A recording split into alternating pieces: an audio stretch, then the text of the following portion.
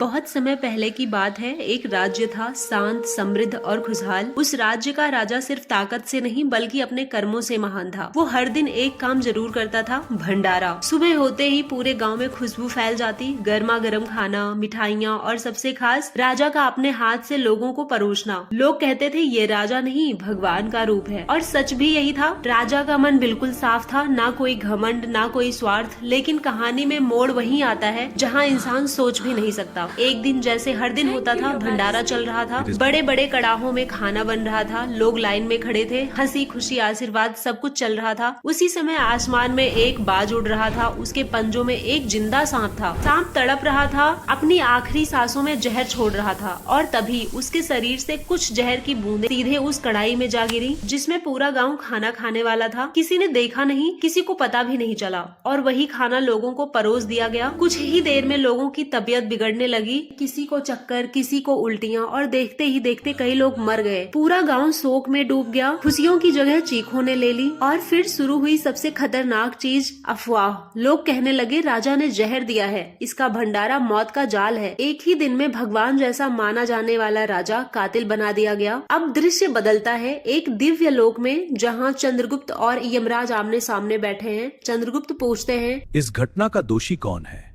राजा, सांप या बाज? यमराज शांत स्वर में कहते हैं, दोष हमेशा कर्म से नहीं तय होता बल्कि नियत से तय होता है।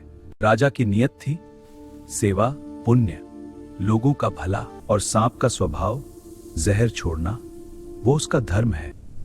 और बाज का काम शिकार करना, वो उसकी प्रकृति है।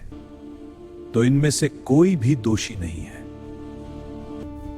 तो फिर दोषी कौन है? यमराज गहरी आवाज में कहते हैं, वो जो बिना सच जाने निर्णय लेता है। समय बीतता है, राजा टूट चुका था लेकिन उसने अपने कर्म नहीं छोड़े। वो फिर से भंडारा शुरू करता है, लेकिन इस बार पास के गांव के कुछ लोग जब वहां जाने लगते हैं तो रास्ते में ही लोग उन्हें रोकते हैं। पागल हो गए हो क्या? तुम मरना है क्या? वहाँ खाना खाओगे तो जिंदा नहीं बचोगे। धीरे धीरे अफवाह सच्चाई बन गई, और सच्चाई कहीं खो गई। फिर से वही दिव्य लोक। चंद्रगुप्त और यमराज फिर बात करते हैं। चंद्रगुप्त कहते हैं, अब तो लोग खुद दूसरों को रोक रहे हैं, क्या ये सही है?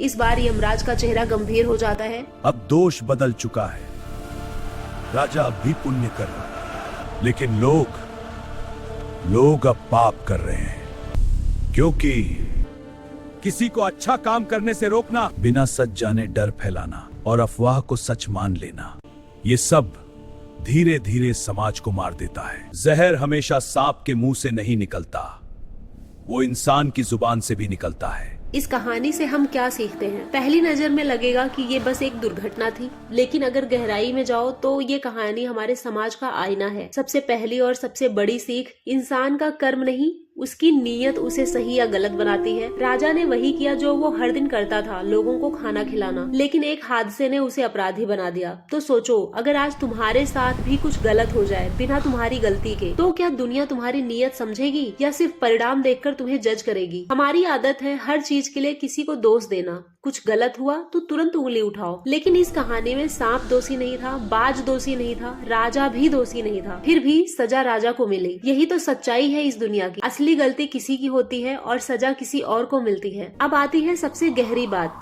अफवाह। एक झूठ जो किसी ने बिना सोचे समझे बोला, दूसरे ने सुना, तीसरे ने आगे बढ़ाया, और धीरे धीरे वो झूठ सच बन गया। सोचो, उस दिन किसी ने देखा भी नहीं था कि जहर कैसे गिरा, फिर भी सबने मान लिया कि राजा दोषी है। क्यों? क्योंकि सच जानना मुश्किल है लेकिन अफवाह फैलाना आसान है। अब सबसे कड़वी सच्चाई, हम सब उस कहानी के गांव वाले हैं। हाँ, जब हम बिना सच जाने किसी के बारे में राय बना लेते हैं, जब हम सुनी सुनाई बातों पर भरोसा कर लेते हैं, जब हम किसी को मौका दिए बिना उसे गलत मान लेते हैं, तब हम भी वही कर रहे होते हैं जो उन गांव वालों ने किया। राजा अच्छा था इसलिए उसने हार नहीं मानी, लेकिन दुनिया ने उसी की अच्छाई को उसकी कमजोरी बना दिया। ये भी एक सच्चाई है। इस दुनिया में सबसे ज्यादा गलत समझा जाता है वही इंसान जो सबसे ज्यादा सच्चा होता है। जब दूसरे गाँव के लोग भंडारे में जाने से रोके गए वहीं से पाप शुरू हुआ, क्योंकि उन्होंने सिर्फ खुद को नहीं रोका, उन्होंने दूसरों को भी अच्छा काम करने से रोका। याद रखना, बुरा काम करना ही पाप नहीं है, किसी को अच्छा काम करने से रोकना भी पाप है। शब्दों में ताकत होती है। तुम्हारे शब्द किसी को बना सकते हैं और किसी को तोड़ भी सकते हैं। उस दिन किसी ने सिर्फ एक लाइन बोली, राजा के यहाँ खाओगे तो मर जाओगे, और बस वही लाइन पूरे राज्य की सच्चाई बन गई। तो अगली बार जब तुम किसी के बारे में कुछ सुनो,